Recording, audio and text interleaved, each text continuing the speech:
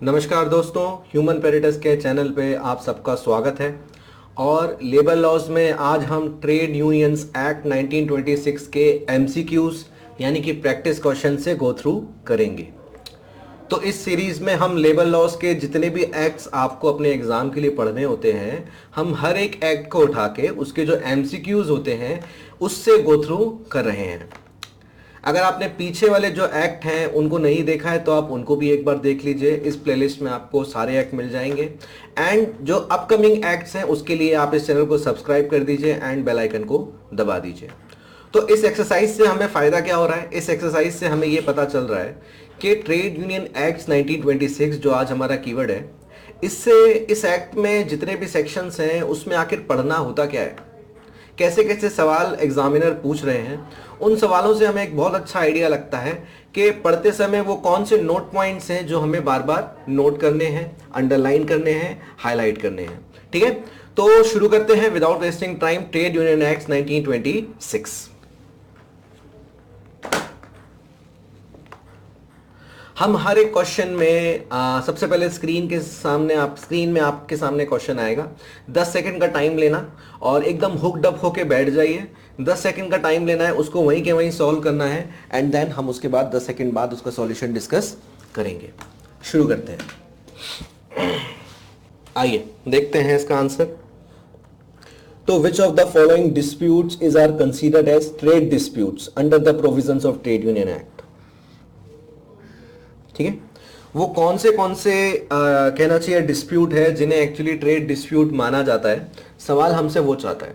तो बेसिकली जब हम इस एक्ट को पढ़ते हैं तो इस एक्ट के सेक्शन 2 में जो डेफिनेशन वाला पार्ट है उसमें हमें ट्रेड डिस्प्यूट की डेफिनेशन मिलती है कि आखिर वो कौन सा डिस्प्यूट है जिसे ट्रेड डिस्प्यूट कहते हैं। Hence it is a matter of trade unions. ठीक है, तो इसका जो सॉल्यूशन है वो हमने इस स्लाइड में कवर किया है। तो basically any dispute between employer and workman, ठीक है, and workman and employer and employer. ठीक है, तो कोई भी डिस्प्यूट जो एम्प्लॉयर और वर्कमैन के बीच में है, या फिर वर्कमैन और वर्कमैन के बीच में है, या फिर एम्प्लॉयर और एम्प्लॉयर के बीच में भी है, उन सब को माना जाएगा trade dispute. And that dispute is connected with the employment, यानी कि आपका कहना चाहिए एम्प्लॉयमेंट मिल रहा है नहीं मिल रहा है उससे रिलेटेड। नॉन एम्प्लॉयमेंट सेम बात, एम्प्लॉयमेंट से में हटा दिया गया है, कुछ वैकेंसी नहीं आ रही है, उनसे रिलेटेड। टर्म्स ऑफ एम्प्लॉयमेंट, ठीक है, कंडीशन ऑफ वर्क से रिलेटेड हो गया आपका कि वर्किंग कंडीशंस क्या है, या फिर उसका वेजेस कब मिलेगा, कितना क्या मिलेगा। ये सारी चीजें जो हैं, इन सारे मैटर से रिलेटेड कोई भी डिस्प्यूट हुआ between employer and workman, workman and employer, उस सबको ट्रेड डिस्प्यूट माना जाएगा। इसमें एक ही कंफ्यूजन आपको आ रहा होगा, वो आ रहा होगा एम्प्लॉयर्स एंड एम्प्लॉयर्स का। तो देखिए यहाँ पे ये समझिए कि कोई भी डिस्प्यूट को ट्रेड डिस्प्यूट डिफाइन करना इसीलिए जरूरी था ताकि ट्रेड यूनियन का जो इंटरवेंशन है वो प्रॉपरली हो सके। तो अगर एम्प्लॉयर और एम्प्लॉयर के बीच में भी कोई डिस्प्यूट हो रहा है और वो dispute employment, non employment, terms of employment या कंडीशन ऑफ लेबर से रिलेटेड है, तो उसको उसमें भी जो स्टेक होल्डर्स हैं वो एम्प्लॉय जरूर हैं, वर्कमैन जरूर है, और वर्कमैन के रिप्रेजेंटेटिव कौन होते हैं? ट्रेड यूनियन वाले होते हैं। देयरफॉर इस रैशनैलिटी से आप समझ सकते हो कि एम्प्लॉयर और एम्प्लॉयर के डिस्प्यूट को भी यहां पे इंक्लूड किया गया है। तो अपने क्वेश्चन पे आते हैं। इसका करेक्ट आंसर सी हो जाएगा, यानी कि ये सारे ही डिस्प्यूट जो हैं ट्रेड डिस्प्यूट माने जाएंगे। ठीक है, आगे बढ़ते हैं। इसमें थोड़ा ज्यादा टाइम लीजिए। देखते हैं ये सवाल काफी अच्छा सवाल है। यूपीएससी एपीएससी 2023 में ये सवाल आया था। तो अब ये क्या पूछता है? There are 5 trade unions A B C D and E functioning in an establishment currently employing 1100 workman. Total strength मुझे बता दी। The membership strength of each union is, ठीक है, based on the strength of membership which of the above union can be registered under trade union act 1926। तो basically trade union act में जो provision होता है वो होता है रजिस्ट्रेशन ऑफ ट्रेड यूनियन का। ठीक है, और 2001 के अमेंडमेंट के बाद एक क्राइटेरिया डाल दिया गया किसी भी ट्रेड यूनियन को रजिस्टर कराने के लिए। अब देखिए ट्रेड यूनियन तो बहुत सारी हो सकती हैं, पर रजिस्टर केवल वही होगी जो उस क्राइटेरिया को फुलफिल करेगी। वो क्राइटेरिया क्या था? वो क्राइटेरिया था कि एटलीस्ट 10% और 100 workman whichever is less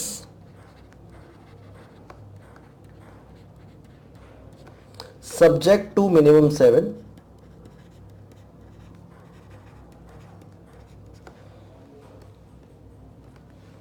should be engaged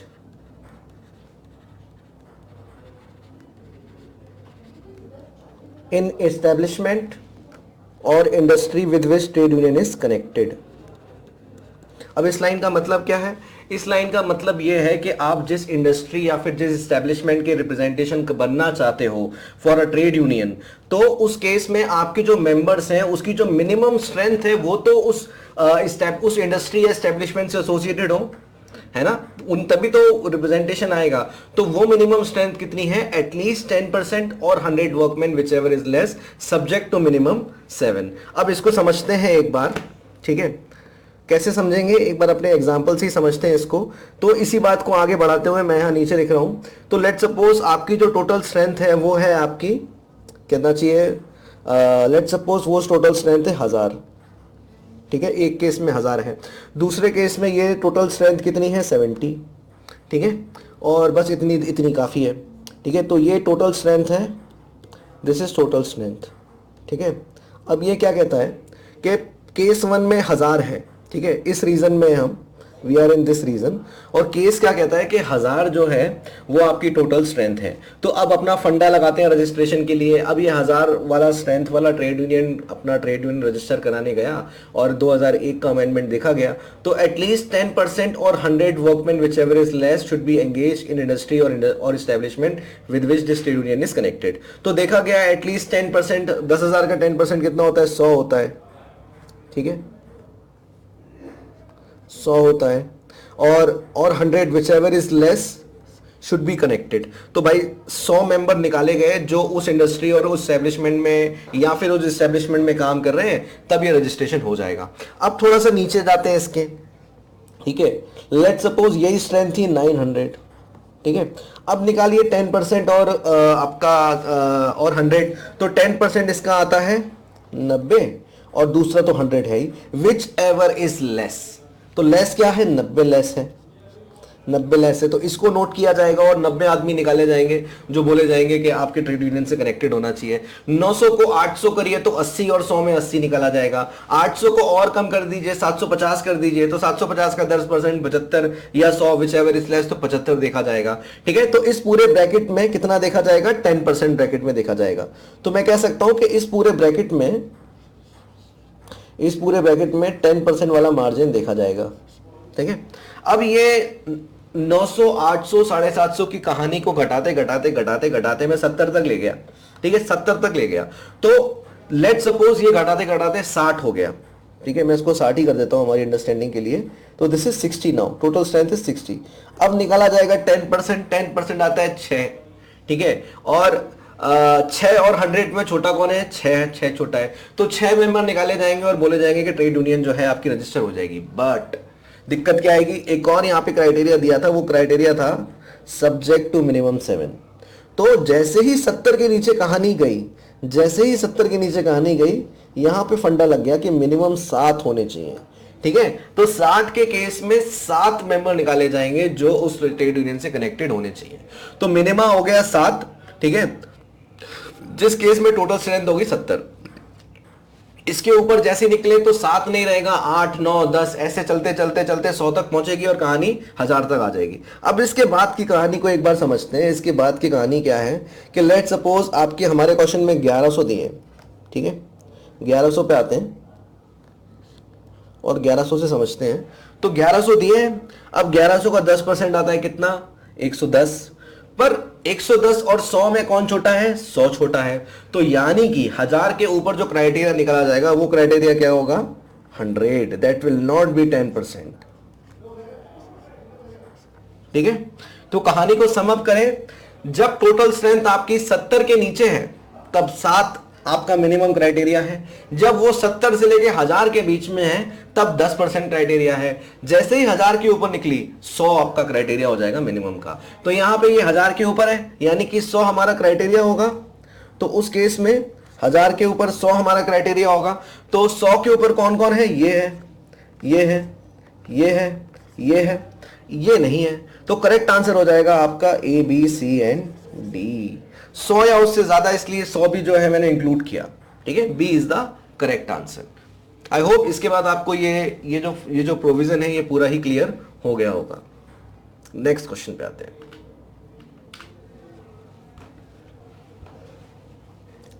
okay, minimum subscription rate for members of trade union of rural workers shall not be less than. Again 2001 के अमेंडमेंट में ये बात घुसाई गई थी। और सेक्शन 6 जब ट्रेड यूनियन एक्ट का पढ़ते हैं इसमें बात होती है रूल्स की, कि कोई भी ट्रेड यूनियन बनेगी वो किन किन मैटर्स पे रूल बनाएगी, वो सेक्शन 6 में दिया हुआ है। उसमें से एक रूल फीस से रिलेटेड भी है, वो क्या है वो उसको देख लेते हैं कि मिनिमम रेट ऑफ सब्सक्रिप्शन जो है वो कितना होगा। वो होगा रूरल वर्कमैन के केस में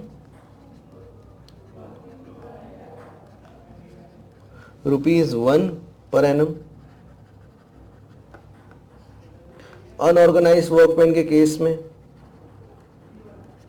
यहां पे आप समझ पा रहे होंगे कि रूरल और अनऑर्गेनाइज्ड वर्कमैन अलग अलग चीजें होती हैं, ₹3 पर एनम। और तीसरा हो जाएगा आपका ऑल अदर केसेस, ये कितना है, ₹12 पर एनम। पर एनम का मतलब क्या होता है, 1 साल की बात हो रही है, ठीक है। तो इस हिसाब से हमारा आंसर क्या सही हो जाएगा, minimum subscription rate, this is minimum subscription rate, ठीक है, for members of trade union of rural workers shall not be less than ₹1 per annum. तो सी सही आंसर है। आगे देखते हैं।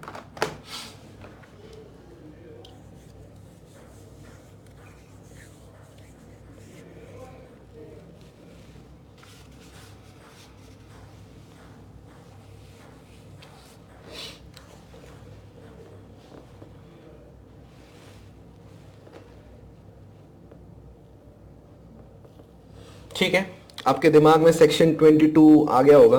तो under the trade union act what is the maximum number of outsiders who can be appointed as the office bearers in a trade union in the organised sector. तो ये भी जो बात है ना, ये भी जो बात है ये एक्चुअली 2001 के अमेंडमेंट के बाद इंक्लूड हुई थी और पूरा ही सेक्शन रिप्लेस हुआ था, दैट इज सेक्शन 22, ठीक है।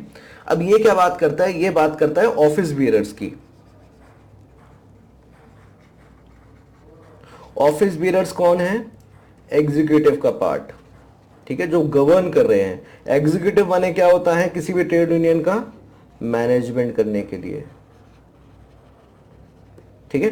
तो ऑफिस बेयरर्स जो हैं वो लोग भी वही होने चाहिए जो उस इंडस्ट्री से कनेक्टेड हो या फिर उस एस्टेब्लिशमेंट से कनेक्टेड हो। कुछ आउटसाइडर्स इंक्लूड होते हैं, उसी का हिसाब यहां पे पूछा गया है। तो 2 केसेस आते हैं। पहले केस में क्या होता है, पहले केस में this is for unorganised sector and दूसरे केस में this is for organised sector. तो अनऑर्गेनाइज्ड सेक्टर के केस में जो बात होती है वो होती है कि एटलीस्ट, या फिर उसके शब्दों में लिखें नॉट लेस देन 1/2 स्ट्रेंथ, ठीक है, not less than 1/2 should be engage or employed in an industry with which trade union is connected.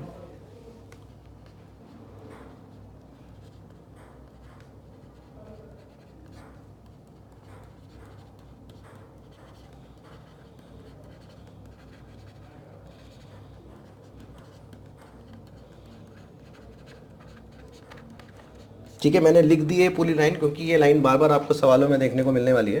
तो इसका मतलब नॉट लेस देन 1/2 जो है वो मेंबर्स वही होने चाहिए जो उस इंडस्ट्री से कनेक्टेड हो।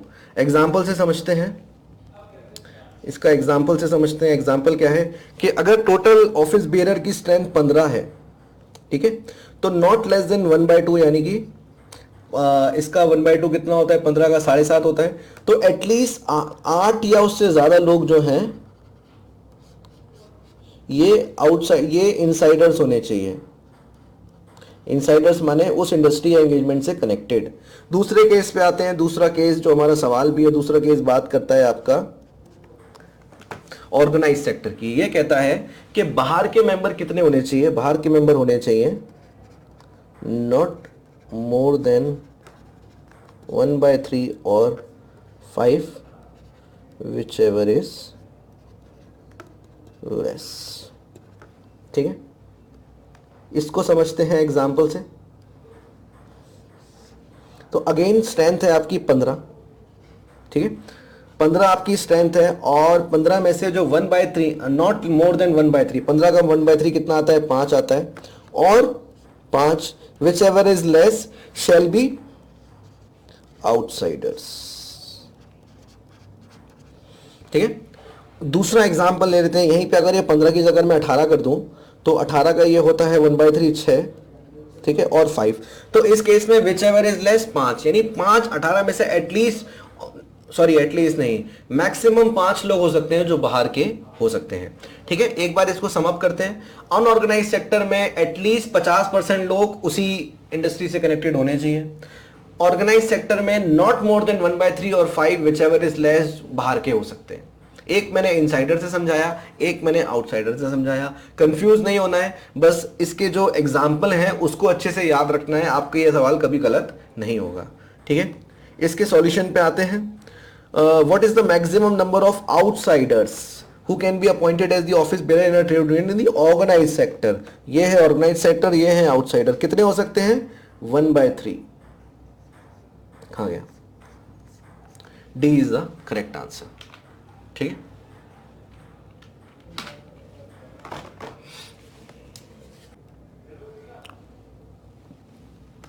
सीधे सीधे आपका याद करने का यह प्रोविजन है जो कि सेक्शन 28 में रिटर्न्स के नाम से होता है। ठीक है, उसमें जनरल स्टेटमेंट सबमिशन होते हैं, ऑडिटिंग होती है, क्रॉस एग्जामिनेशन होता है, या फिर आपका ऑल्ट्रेशन होता है, उसी से रिलेटेड ये प्रोविजन है, और यहाँ पे सारे ही करेक्ट हैं। एक बार हम इस प्रोविजन को देख लेते हैं। ठीक है, तो सबसे पहले रिटर्न की बात करता है। तो रिटर्न जो है रजिस्टर्ड ट्रेड यूनियन के जनरल स्टेटमेंट या of all receipt and expenditure registrar को सबमिट करने होते हैं। ठीक है, 31 दिसंबर वाले फाइनेंशियल ईयर में। They should be accompanied by the statement of assets and liabilities. ठीक है, अगर आपने नहीं किया तो अप टू 5 रुपीज की आपकी फीस, आपका फाइन लगता है। कंटिन्यूइंग डिफॉल्ट में पर वीक 5 रुपए पड़ता है, जो कि मोर देन 50 रुपए से ज्यादा नहीं बढ़ सकता। ऑल्ट्रेशन पे आते हैं। अगर कोई ऑल्ट्रेशन हुआ आपके ऑफिस बेयरर्स में तो उस ऑल्ट्रेशन की कॉपी जो है आपको सबमिट करनी होगी रजिस्ट्रार को within 15 days of making such alteration. ठीक है, रजिस्ट्रार के बाद अब production of certificate of registration, account book, registers and other document, जो कि एक तरीके से क्रॉस एग्जामिनेशन होगा या फिर इंस्पेक्शन होगा। ठीक है,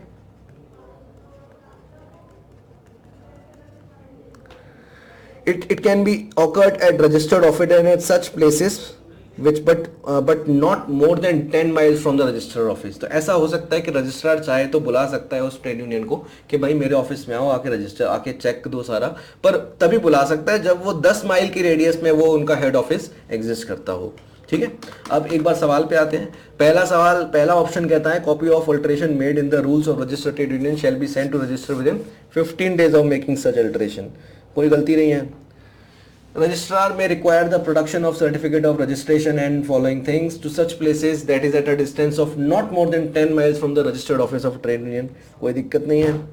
ठीक है, रजिस्टर्ड ऑफिस में submit general statement of all receipt and expense to the registrar on 31 December of each year. ठीक है, तो करेक्ट आंसर हो जाएगा इसका ऑप्शन डी। आगे बढ़ते हैं।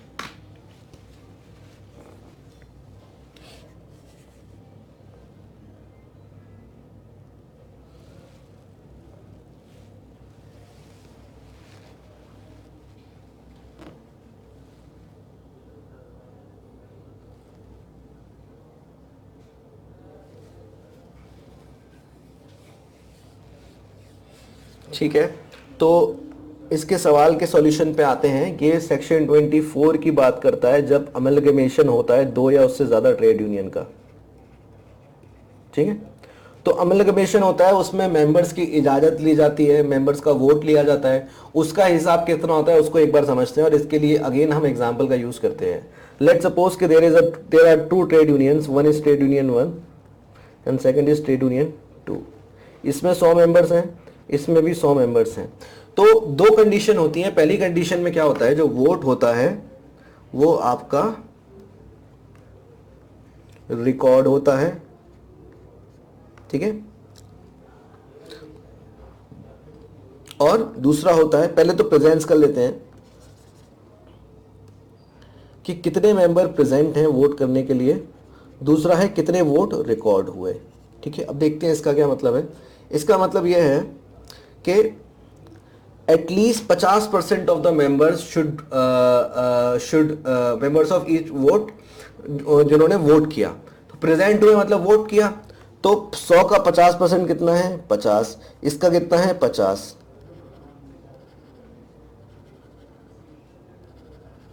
ठीक है। टोटल 100 और मोर।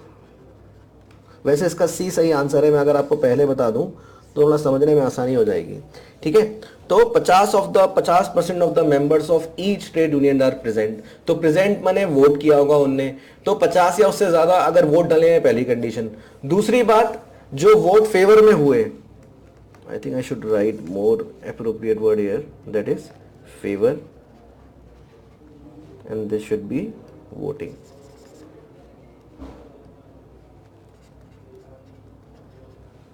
ठीक है। यानी कि 100 या उससे ज्यादा वोट हुए हैं, ठीक है।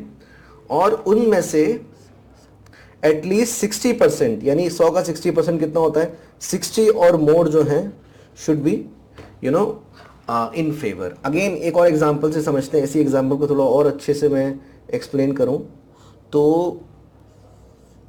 Hypothetically let suppose trade union 1 से 60 लोगों ने वोट किया, ट्रेड यूनियन 2 से 70 लोगों ने वोट किया, ठीक है।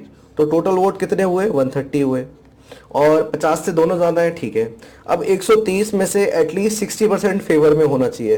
तो लेट सपोज 70 लोगों ने बोला कि हाँ होना चाहिए इसमें से तो हो जाएगा ट्रेड यूनियन का अमलगमेशन, ठीक है। इसका आधा कितना होता है, इसका आधा होता है आपका कितना 65, ठीक है। दूसरे केस में केवल 60 लोगों ने बोला तो इसमें नहीं होगा, ठीक है। तो अब आपको समझ में आ गया होगा अमलगमेशन का प्रोसीजर, और करेक्ट आंसर हो जाएगा इसका ऑप्शन सी।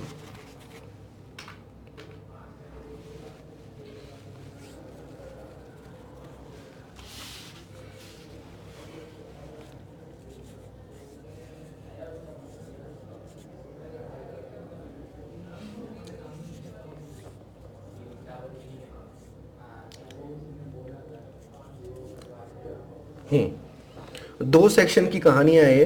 तो सेक्शन 10 में क्या होता है, सेक्शन 10 में जो रजिस्ट्रार होता है उसके पास पावर होती है कि वो ट्रेड यूनियन के रजिस्ट्रेशन को कैंसिल कर सके, ठीक है।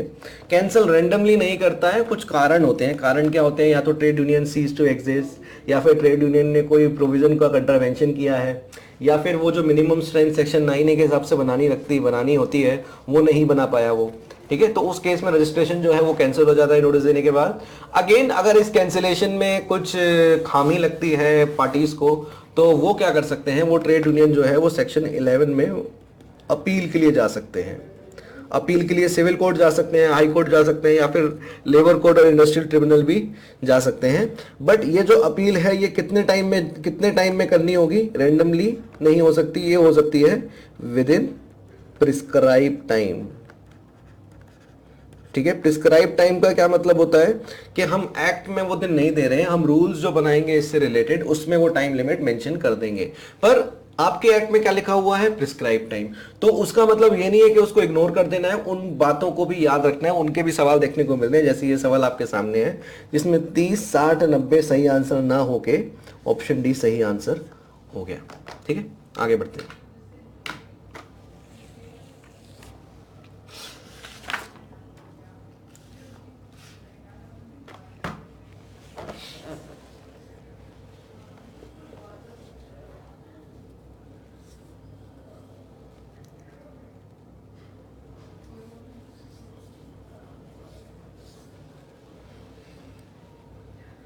ठीक है, एक बार देख लेते हैं सेक्शन 23 का ये सवाल है जो कि है चेंज ऑफ नेम। ठीक है, और इसमें अगर नाम बदलना है तो मेंबर्स का कंसेंट लेना पड़ेगा और एटलीस्ट 2/3 मेंबर जो हैं वो इसमें हामी भरे तभी ये होगा, इसलिए आंसर हो जाएगा इसका 2/3 ए।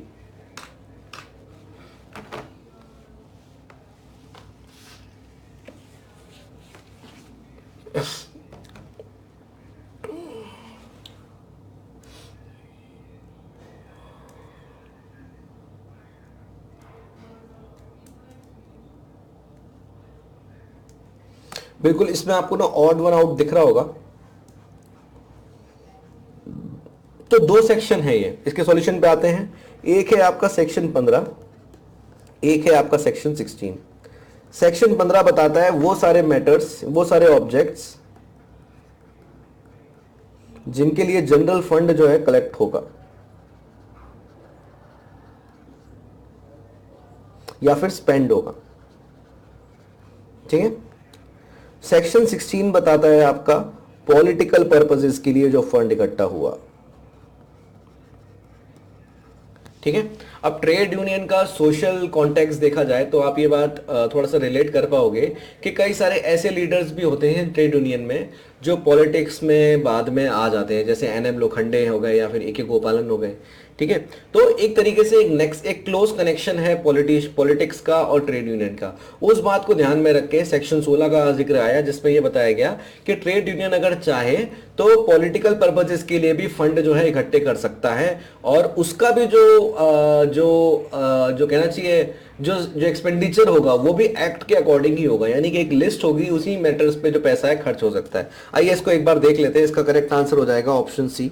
ठीक है, ये है आपका वो सारे पर्पसेस जिनके लिए जनरल फंड स्पेंड हो सकता है। उदाहरण के लिए सैलरीज अलायंसेस, कोई एक्सपेंस है, ठीक है, कोई प्रोसिक्यूशन ऑफ डिफेंस है, कोई ट्रेड डिस्प्यूट से रिलेटेड बात है, या फिर कोई और सोशल इश्यूज हैं, कोई पीरियडिकल पब्लिश्ड है, उन सारी चीज़ों में।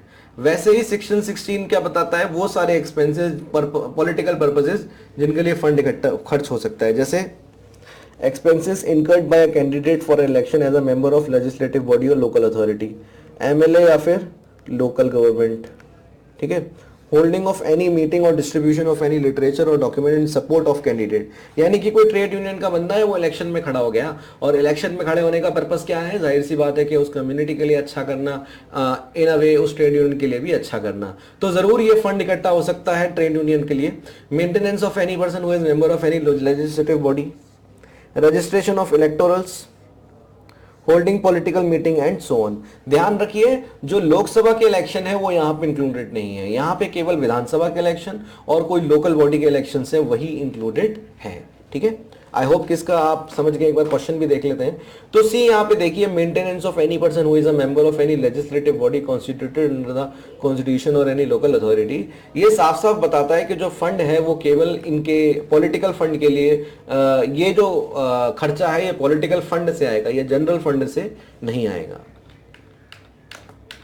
नेक्स्ट क्वेश्चन पे आते हैं।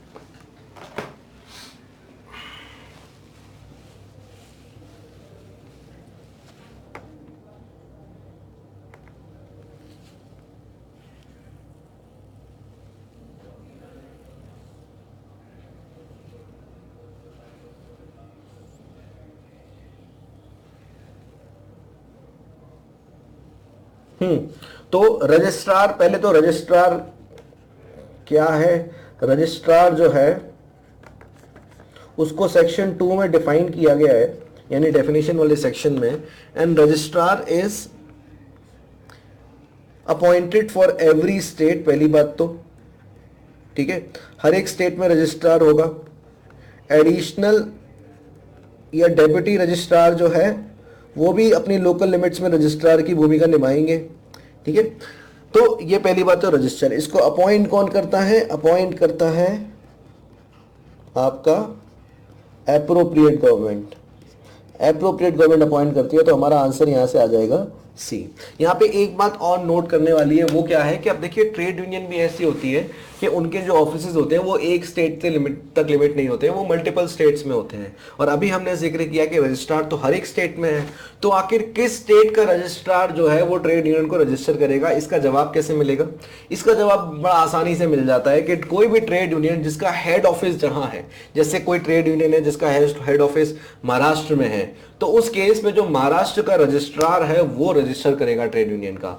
भले ही इस ट्रेड यूनियन के ऑफिस गुजरात, मध्य प्रदेश और केरला में भी हो, बट हेड ऑफिस जहां है वहां का रजिस्ट्रार उस ट्रेड यूनियन को रजिस्टर करेगा। तो सी का करेक्ट आंसर है। आगे बढ़ते हैं।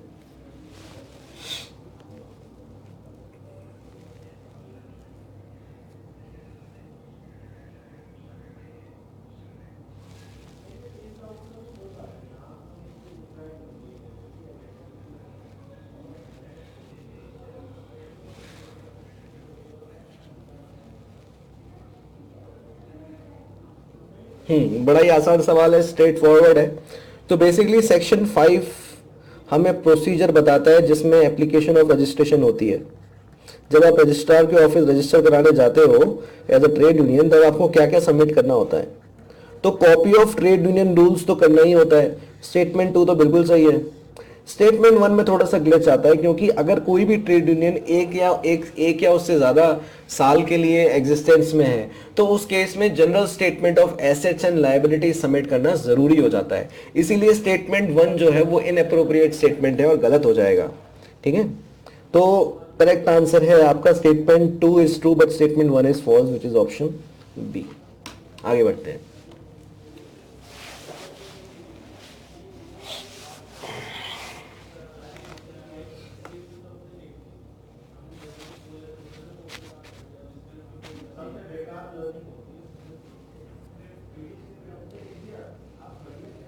A person is qualified to be chosen as a member of the executive or any other office bearer if he has attained the age of। अब दो चीजें यहाँ पे समझनी है, एक है आपका सेक्शन 21 और एक है आपका सेक्शन 21A। ये 1965 के अमेंडमेंट के बाद ऐड हुआ था। तो बेसिकली क्या होता है, पहले तो दो चीजें हैं, एक ट्रेड यूनियन है, उसके मेंबर्स हैं, और एक छोटा सा एग्जीक्यूटिव है। एग्जीक्यूटिव वो जो मैनेजमेंट करेगा। एग्जीक्यूटिव के मेंबर्स को क्या कहते हैं? ऑफिस बियरर्स कहते हैं। बाकी सबको क्या कहते हैं? बाकी सबको मेंबर्स कहते हैं। ठीक है, तो अब समझते हैं इसको। तो बेसिकली क्या कहते हैं, बेसिकली अगर कोई भी कहना चाहिए मेंबर जो है, कोई भी आदमी जो है या फिर कोई भी पर्सन है, अगर वो 15 साल का हो गया है, 15 और मोर का हो गया है, तो वो मेंबर बन सकता है किसी भी ट्रेड यूनियन का। ठीक है, बट वो ऑफिस बेयरर नहीं बन सकता। दूसरे केस में अगर वो 18 या उससे ज्यादा का हो गया है, इस केस में वो अब ऑफिस बेयरर भी बन सकता है। और मेंबर तो 15 के बाद ही बन सकता है, तो 18 के बाद भी बन सकता है। ठीक है, आते हैं सवाल पे। A person is qualified to be chosen as a member of the executive. Member of the executive का क्या मतलब है? मैनेजमेंट की बात कर रहा है और इसके मेंबर को ऑफिस बेयरर कहते हैं। तो ऑफिस बेयरर के लिए अपना फंडा लगाइए। ऑफिस बेयरर जो है 18 साल के ऊपर के बाद ही बन सकता है, तो बी करेक्ट आंसर हो जाएगा। ठीक, आगे बढ़ते हैं।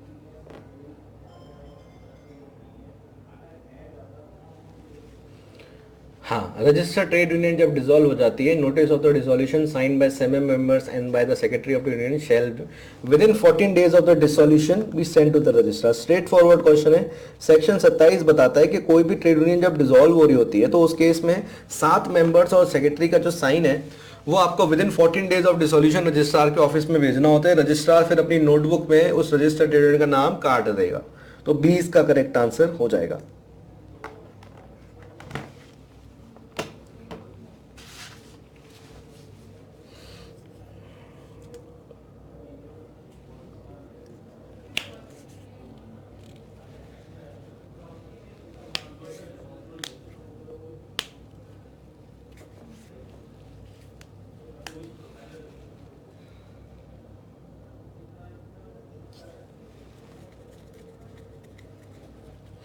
क्या कहता है ये? विच of the following is not the part of trade unions act 1926? Registration part है, राइट्स एंड लाइबिलिटीज पार्ट है, कैंसिलेशन पार्ट है, but recognition of trade union part नहीं है। अब देखिए, ये कहानी आपने ट्रेड यूनियन के एक्ट के साथ बार बार सुनी होगी कि ट्रेड यूनियन एक्ट में रजिस्ट्रेशन ऑफ ट्रेड यूनियन का प्रोविजन तो देखने को मिलता है, but recognition of trade union का प्रोविजन देखने को नहीं मिलता। रिकॉग्निशन ऑफ ट्रेड यूनियन का प्रोविजन अब तक कोड ऑफ डिसिप्लिन में देखने को मिलता था। पहली सवाल तो ये आता है कि रिकॉग्निशन माने होता क्या है, क्यों जरूरत है इस बात को जानने की? तो इसको एक उदाहरण से समझते हैं। अगर कोई स्टैब्लिशमेंट है जहां पे 1100 लोग काम करते हैं, लेट सपोज वहां पे 5 टाइप की ट्रेड यूनियन है, trade union A, B, C, D and E. अब कोई भी इश्यू आया जिसमें कलेक्टिव बार्गेनिंग की नीड है, तो अब मुझे बताइए कि इन 5 ट्रेड यूनियन में कौन सी ट्रेड यूनियन होगी जो जाके नेगोशिएट करेगी? प्रॉब्लम आप समझे? इसीलिए रिकॉग्निशन की बात यहां पे आती है कि वो ट्रेड यूनियन जाके बहस करेगी जहां पे जो रिकॉग्नाइज हो। ठीक है, तो ट्रेड यूनियन एक्ट की खामी ये थी कि उसमें ऐसा कोई प्रोविजन नहीं था जहां पे रिकॉग्निशन हो सके।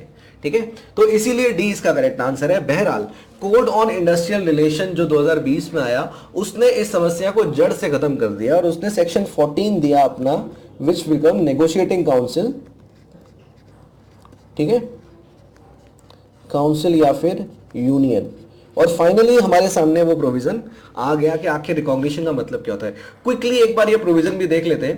तो नेगोशिएटिंग काउंसिल होगी, दूसरी बात पर्पस नेगोशिएशन का होगा। क्राइटेरिया इसका देख लीजिए, अगर एक ही रजिस्टर्ड ट्रेड यूनियन है तो वही होगी। दूसरे केस में अगर मल्टीपल ट्रेड यूनियन है तो जो ट्रेड यूनियन जिसके वर्कर्स, जिसके मस्टर रोल में 51% या उससे ज्यादा वर्कर्स हैं, मस्टर रोल यानी उस ट्रेड यूनियन के साथ वो एनरोल हैं, मेंबर हैं उसके ट्रेड यूनियन के, तो फिर वो वाली नेगोशिएटिंग यूनियन हो जाएगी। तीसरे केस में ये कहता है कि अगर कोई ऐसी ट्रेड यूनियन जहां पे, मतलब कोई ऐसी जगह जहां पे कोई भी 51% नहीं है, उस केस में क्या होगा कि representative of such registered trade union which has the support of not less than 20% of the total workers of the muster roll of the establishment. ठीक है, ये बात वो है। दूसरी बात जिसमें क्या कि 20 जिसमें जो रिमेनिंग है उनकी बात करते हैं, इसको अभी के लिए छोड़ देते हैं। बस इतना समझ लीजिए कि 50%, 51% अगर नहीं हो पाई तो उससे कम जो है उसमें 20% जितने होंगे उनका रिप्रेजेंटेशन बनेगा किसी भी ट्रेड यूनियन का, ए बी सी डी का। अगर नॉट लेस देन 20% का सपोर्ट है तो उनका एक कंपोजिशन बन जाएगा। ठीक है, तो ये आई होप कि आपको थोड़ा बहुत समझ में आया होगा कि नेगोशिएटिंग यूनियन किस तरीके से डील करती है। आगे बढ़ते हैं।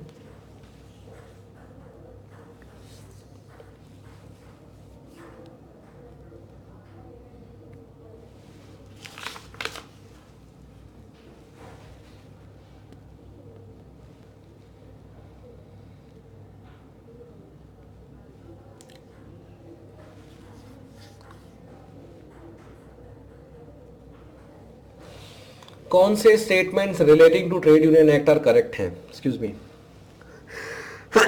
Excuse me. The act gives the definition of trade union, बिल्कुल देता है।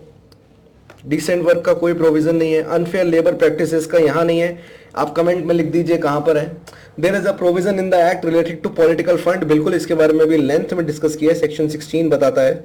और करेक्ट आंसर हो जाएगा इसका A and D, which is D option. Next question.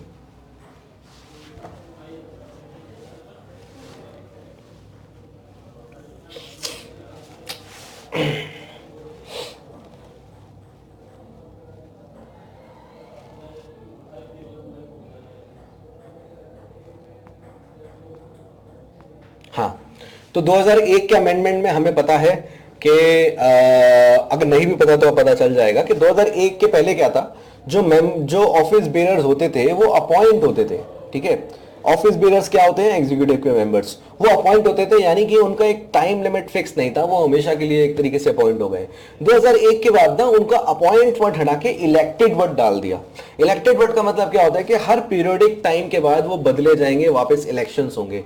जैसे हमारे जो कंट्री में लोकसभा में जो मेंबर्स होते हैं, they are elected members, right. 5 साल के बाद वो बदल जाएंगे, वो अपॉइंटेड मेंबर्स नहीं है, वो इलेक्टेड मेंबर्स हैं। ऑन दी अदर एंड अगर कोई गवर्नमेंट ऑफिसर है तो वो अपॉइंट होता है, वो 5 साल के बाद बदलता नहीं है, ठीक है। तो उसी तरीके से वो अपॉइंट हटा के इलेक्टेड डाल दिया गया और उनका टाइम लिमिट फिर फिक्स कर दिया गया। वो टाइम लिमिट कितना था? Option D, which is 3 years. ठीक है, आगे बढ़ते हैं।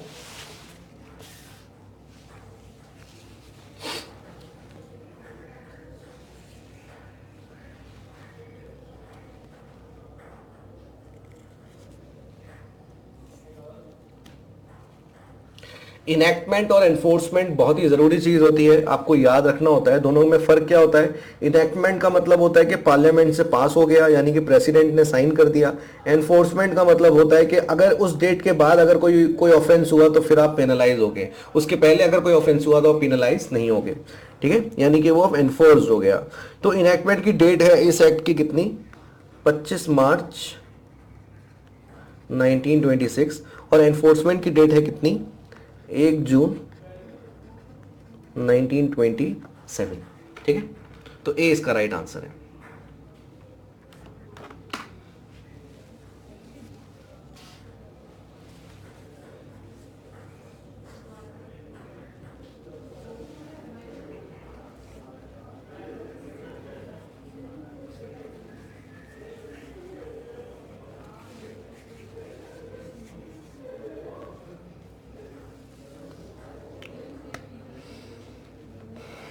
आइए देखते हैं, 2 स्टेटमेंट यहां पे दिए हुए हैं।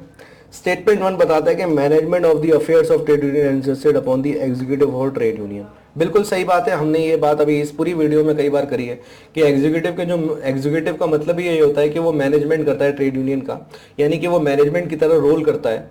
दूसरा स्टेटमेंट कहता है workman includes all the person employed in trade or industry and in the employment of employer with whom the trade dispute arises. बिल्कुल गलत बात है। इसका मतलब ये हुआ कि लेट सपोज कोई एक फैक्ट्री है, वहां पे डिस्प्यूट आया और जो वर्कमैन है वहां के, वही उस ट्रेड यूनियन के पार्टी हो सकते हैं, राइट, वो सॉरी उस डिस्प्यूट का पार्ट हो सकते हैं। कोई और वर्कमैन दूसरी फैक्ट्री में काम कर रहा है, वो भी पार्टी टू द डिस्प्यूट माना जाएगा। जब हम वर्कमैन की डेफिनेशन में जाते हैं तब हमें पता चलता है कि वो भी पार्टी ऑफ डिस्प्यूट माना जाएगा। तो ट्रेड डिस्प्यूट की डेफिनेशन में जो वर्कमैन एंड वर्कमैन था ना, इस वर्कमैन का जो एरिया, जो जोन ऑफ एरिया है, ठीक है, जो भी कह लें इसको, एरिया जो है वो केवल उस इंडस्ट्री और एस्टेब्लिशमेंट से एसोसिएटेड नहीं है, वो और भी आसपास की फैक्ट्रीज या सबका जो भी अलग अलग वर्कमैन हो सकता है, वो सब इंक्लूडेड यहाँ पे होते हैं। तो ए इसका स्टेटमेंट 1 सही है, स्टेटमेंट 2 गलत है, तो इसका आंसर हो जाएगा ऑप्शन ए। आगे बढ़ते हैं।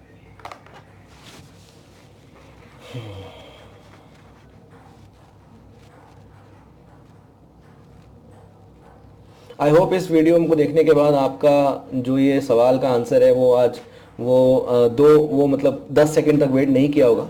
करेक्ट आंसर है इसका ईच स्टेट, हर एक स्टेट के लिए रजिस्ट्रार अपॉइंट होता है। कौन अपॉइंट करता है? Appropriate government.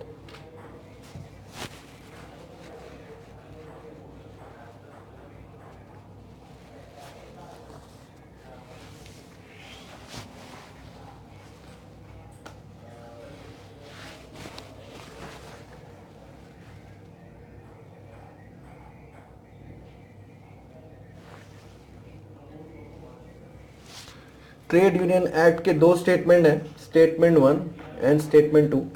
पहला कहता है कि रजिस्टर्ड ट्रेड यूनियन चाहे तो ये सेपरेट फंड बना सकती है फॉर पॉलिटिकल पर्पसेस, एकदम सही स्टेटमेंट है। स्टेटमेंट 2 अगर एथिकली भी सोचा जाए तो करेक्ट नहीं हो सकता। It is mandatory on the part of members to contribute to such political funds.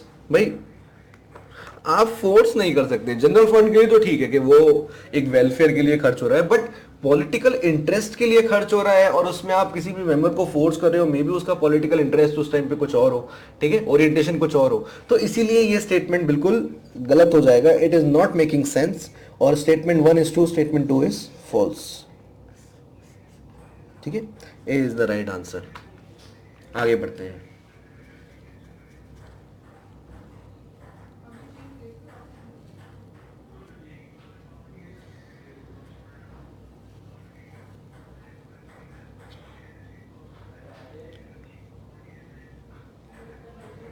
हाँ ठीक है। अच्छा, ये भी एक पॉइंट है जो सेक्शन 22 में हमें देखने को मिलता है। हमने सेक्शन 22 में बात करी थी कि ऑफिस बेरर्स का जो प्रपोर्शन होता है वो आउटसाइडर्स और इनसाइडर्स के बीच में डिवाइडेड होता है, ठीक है। तो उस केस में जो एम्प्लॉय या वर्कमैन जो है वो रिटायर्ड या रिट्रेंच हो गया, ठीक है, उसको क्या हम आउटसाइडर मानेंगे क्योंकि वो तो हमारे अनएम्प्लॉयड है, या इनसाइडर मानेंगे? उसको हम इनसाइडर ही मानेंगे, आउटसाइडर नहीं मानेंगे। वही बात यहाँ पे करिए। और ये 2001 के अमेंडमेंट में आई थी, इसलिए सी इसका सही आंसर हो जाएगा, ठीक है। हाँ, तो हमने ट्रेड यूनियन एक्ट को कॉम्प्रिहेंसिवली इस क्लास में कवर किया है, जिसमें हमने सवालों को समझा कि कैसे कैसे सवाल आते हैं। And now we have a fair idea कि आखिर वो हम के यूजीसी के कोई भी परीक्षा आप जो दे रहे हो वो हमसे चाहता क्या है, लेबर लॉज में ट्रेड यूनियन एक्ट के नाम पे क्या हमसे पढ़वाना चाहता है। एंड इसके बाद अगर ह्यूमन पेरिटस के साथ आप कैसे अपनी पढ़ाई करोगे, कैसे तैयारी करोगे, हमारी क्लासेस किस तरीके से रहती है, हमारी बुक्स कैसी रहती हैं, हम सवाल किस प्रकार के देते हैं करवाने के लिए, इन सारी बातों को जानने के लिए आप हमारी टीम से कांटेक्ट करिए। एंड हम आपको ह्यूमन पेरिटस का लर्निंग मैनेजमेंट सिस्टम का 1 दिन का फ्री ट्रायल देंगे and you will be able to know कि आखिर कैसे आप अपना एग्जाम क्लियर करोगे। All the best.